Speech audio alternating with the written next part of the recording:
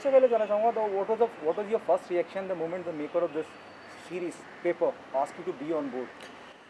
First reaction was obviously very excited because when he narrated the story to me, I remember he narrated a one line, and by the second or the third second, I said I'm doing it.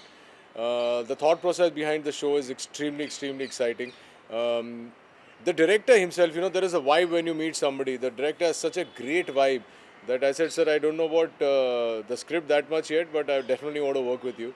So, and I'm glad I did because Deepak is one of those rare directors who is so efficient in such a short time that it's not funny. I mean, I thought that इतने ही दिन लिए हैं, इतने दिनों में कैसे पूरी shooting हो जाएगी.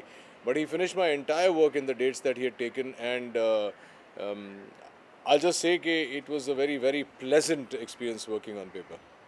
मैं डिजिटल प्लेटफॉर्म की बात करूँ तो क्रांति सी आई हुई है और क्या आप मानते हैं कि स्कैम 1992 की मैं जब बात करता हूँ जो इतना खबरों में हंसन ने डायरेक्ट किया है और मैं जब आप जो मेरे को ट्रेलर से समझ में आता है वो मुझे बहुत समानताएं दिखाता है एक दौर की जो खास दोनों अच्छा दोनों घटनाएं भी यही मुंबई की आपको लगता है कि थोड़ा सा अगर पहले हम आते पेपर पहले आता या स्कैम बाद में आता इस बात को कहीं रिग्रेट करते हैं? नहीं, बिल्कुल नहीं. मुझे लगता है कि स्कैम के आने से पेपर को और थोड़ा सा बढ़ावा मिलेगा क्योंकि लोगों ने स्कैम को बहुत पसंद किया है. स्कैम 1992 को वो ऑफ कोर्स एक रियल कहानी है, एक रियल कैरेक्टर के बारे में, लेकिन पेपर एक फिक्शनलाइज्ड कैरेक्टर के बारे में, एक फिक्शनल वर्ल्ड है.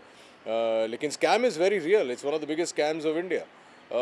तो मुझे लगता है कि पेपर का स्कैम के तुरंत बाद आना एक जिसे कहते हैं ना कि एक चलो आपने एक इंटरेस्टिंग शो देखा, एक और इंटरेस्टिंग शो आ रहा है, लेकिन सिमिलैरिटी नहीं है इसमें. थॉट प्रोसेस में सिमिलैरिटी हो सकती है, लेकिन ये जो सीरीज़ है ये बिल्कुल ही अलग है स्कैम से. लेकिन हाँ, आप सही कह रहे हैं कि कहीं ना कहीं कंपैरिजन ज़रूर होंगे और मुझे लगता है कि इस कंपैरिजन में हम सही खरे उतरेंगे. क्या आप नॉस्टैल्जिक होते हैं जब मैं पेपर की बात करता हूँ? रिपीटिंग माई सेल्फ, वो बहुत ताज़ा करता है क्योंकि इसी शहर की बात, दोनों जगह इसी शहर की बात. इनफैक्ट टाइमिंग भी मोर और लेस सेम थी और इनफैक्ट मेरे शो में हर्षद मेहता का रेफरेंस भी है. ये उसी वक्त की बात है जब उन्होंने ये जो भी स्कैम किया था और उसी दौरान उसी एरा उसी वर्ल्ड की कहानी है ये. लेकिन आप जब स्कैम देखेंगे और अब जब पेपर देखेंगे तो आपको महसूस होगा कि ये बिल्कुल ही अलग है. एक जो जेनेटिकली अलग होते हैं ना, जैसे हम और आप सिमिलर हो सकते हैं लेकिन जेनेटिकली अलग है, वैसे ये दोनों कहानियाँ जेनेटिकली अलग है.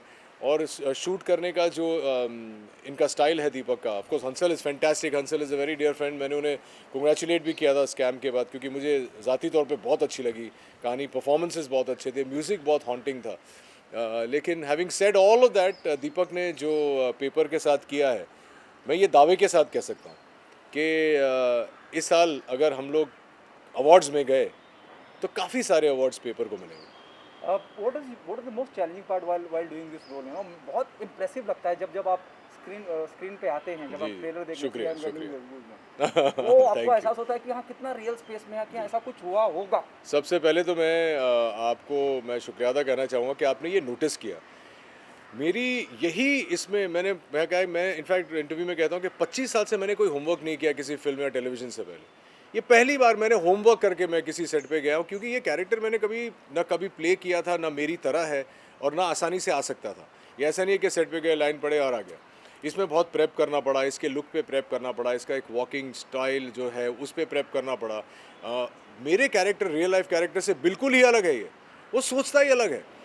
उसका जो लहजा है वो हैदराबादी टोन में बात करता है. वो सब सीखना पड़ा मेरे को क्योंकि मेरे को मालूम नहीं था, तो वो सब करना पड़ा. लेकिन वो चैलेंज था, वही एक एक्टर के लिए वही तो जो चैलेंज ही तो एक्साइटिंग होता है. और जहाँ तक अब्दुल का सवाल है, एक भी ऐसा ट्रेट नहीं है उसमें जो रोहित में है. तो बहुत मज़ा आया यार. आई एम हैप्पी कि आपको गूज बम्स हो रहे हैं ट्रेलर देख के और उम्मीद करता हूँ. और पहली बार 25 साल लंबे करियर में मुझे कॉन्फिडेंस है कि लोगों को ये शो पसंद आएगा. वन लाइनर बड़े इंपॉर्टेंट लग रहे हैं जी. उसके डायलॉग जिस तरह से लिखे गए हैं और जिस तरह से अदा करे गए हैं, डायलॉग का कितना श्रेय, बहुत इंप्रेसिव लगते हैं जिस तरह से आप कहते हैं.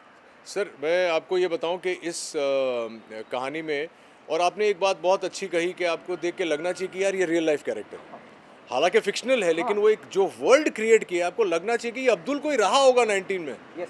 कि 90s में इसने ज़रूर कुछ ऐसा किया होगा, तो ये बहुत बड़ी बात है जो आपने कही। Dialogue one liner. ये वही मैं सोच रहा था कि आपको कैसे समझाऊं, उसके डायलॉग्स पंची है, लेकिन वन लाइनर्स में क्या होता है कि कभी कभी फेक हो जाते हैं, तो वैसे वन लाइनर्स ये कैरेक्टर नहीं बोलता है, लेकिन वो बोलता है। जैसे एक बहुत ही इंटरेस्टिंग मेरी लाइन थी जो मैंने खुद लिखी थी ऑन सेट, कि वो बोलता है कि यार तुम्हारा ट्रक पकड़ा गया, तो बोलता है हाँ तो ये तो मेरे को अरेस्ट करने का ना, इधर बैठ के सामने सामने चाय को पिलाता है। तो ये एक ऑन द स्पॉट कभी कभी आ जाता है। तो ये सारी चीज़ें, और ये इसको मैं श्रेय फिर से दीपक जी को देता हूँ, डायरेक्टर जो है हमारे, कि उन्होंने मुझे वो लिबर्टी दी, वो फ्रीडम दी। देखिए जब एक डायरेक्टर एक्टिंग करता है ना, तो बहुत लिमिटेशन आ जाती है कि अच्छा ये डायरेक्टर बोल रहा है मुझे या ये एक्टर बोल रहा है। तो मुझे बहुत फूक फूक के कदम लेने पड़ते हैं, क्योंकि मैं किसी को ये नहीं जताना चाहता हूँ कि भाई मुझे ये the director in me is talking. तो ये बहुत ही एक क्रूशल पॉइंट आता है रिलेशनशिप में। दीपक जी ने मुझे वो लिबर्टी दी कि भाई ये तुम्हारा स्क्रिप्ट है, ये तुम्हारा कैरेक्टर है, तुम्हारा शो है, तुम्हें जैसा सही लगे तुम ये कैरेक्टर बिल्ड करो। और मैंने मेहनत की of course, but I give the entire credit to my performance to Deepak ji, and I mean this in all honesty.